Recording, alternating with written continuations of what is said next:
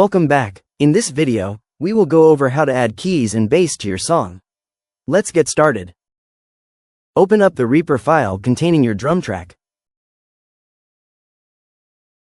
Right-click on the track control panel and click Insert New Track. Title it Keys. Click on the FX button and add EZkeys from the VST3i folder. From the EZkeys window, click View in the menu bar, click Scale, and choose a scale number that reveals the entire EZkeys window. Adjust the window so that the Reaper tracks below are in view. In the EZkeys window, click on the Grooves tab. Select from the list of genres, then click on the EZkeys folder under the EZkeys library. Since my drum track contains a 4/4 time signature, I will choose a song style with the same 4/4 time signature. Now choose your song from the list that follows. Play through the variety of intro grooves. Choose which variation you prefer for your song and drag it into the EZkeys timeline.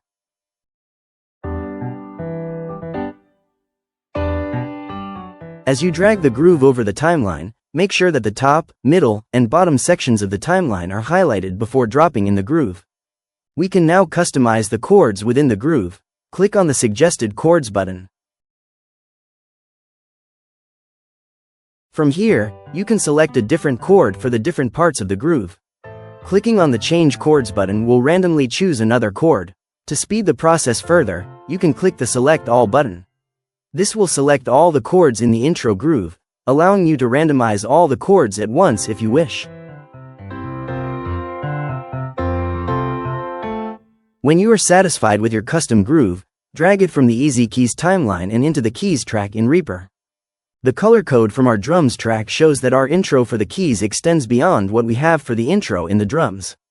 We can adjust the length of the keys MIDI section. Hover your mouse cursor over the edge of the MIDI section for the keys. Your mouse cursor will change into an icon that signifies that the MIDI length can now be adjusted. Hold the left mouse button and drag until the MIDI section for the keys matches the length of the MIDI section of the drums track. Then drag the MIDI from the keys intro part to align with the intro of the drums track. Press the play button in Reaper to make sure that the instruments sound good together. You are actually hearing audio from both Reaper and the EZkeys timeline played at the same time. Let me demonstrate by nudging the position of the groove in the EZkeys timeline. Now I will play the song again through Reaper.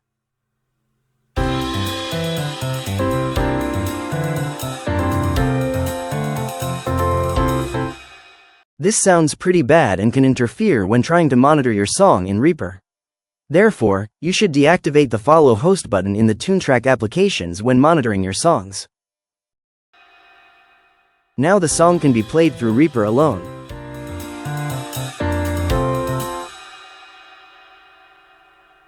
Now let's add the verse grooves the same way as we did with the intro groove. Based on the color code of my drums verse, I know that the length consists of 4 verse grooves. But I will intentionally select 3 to show how you can adjust the length appropriately in Reaper. You can also adjust the length of the EZkeys timeline if needed. Hold Shift and select multiple grooves to drag them together.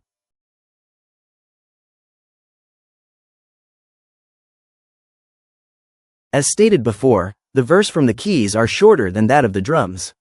I will extend the MIDI from the keys by dragging the edge of the MIDI out farther until it aligns with the drum's verse. Or, I can add an additional verse groove from the EZkeys window to extend the verse.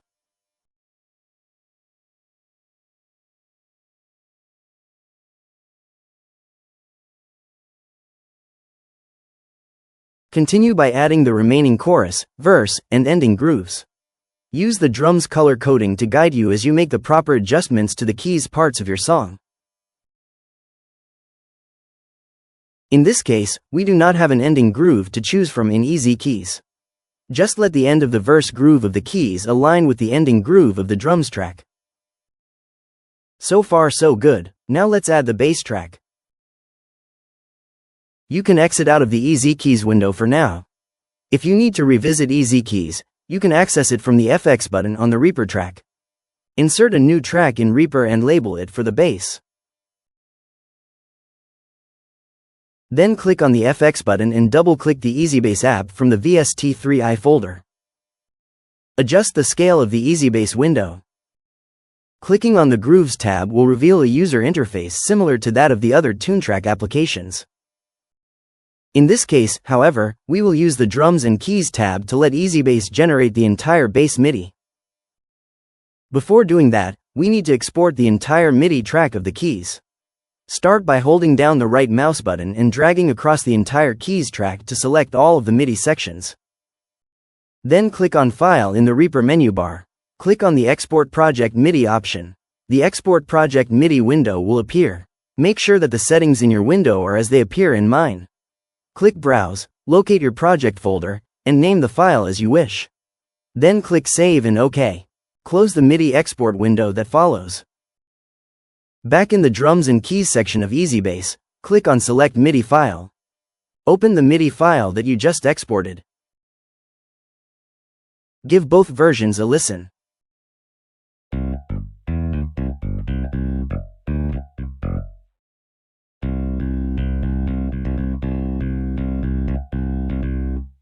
I prefer the left-hand option.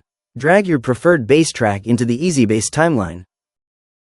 If you want to customize your track further, you can edit the chords through the chord wheel feature in EZbass. When ready, drag your bass MIDI from the EZbass timeline onto the Reaper bass track. Deactivate the Follow Host button on EZbass. Now you can monitor the song through Reaper. If you wish to adjust the volume of individual instruments, you can do so on their respective tracks.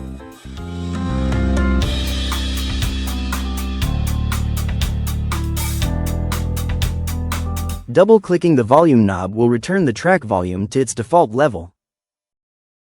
You've made great progress so far. Be sure to save your project.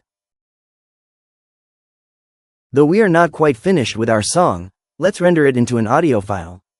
Go to File and click Render. Reaper will save the name that you last used when you made a render for this project. So be sure to change the name as you see fit. Make sure the directory is to your project folder. I will choose the MP3 file for now. Click Render when ready. Notice all the alarming red lines that appear as the track renders. This indicates that those parts of the track are clipping.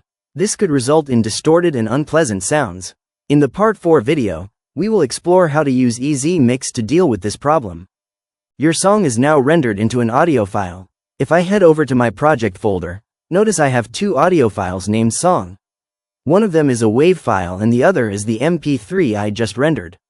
If you decide to upload a song onto something like SoundCloud or Bandcamp, it may require a specific file format depending on the platform.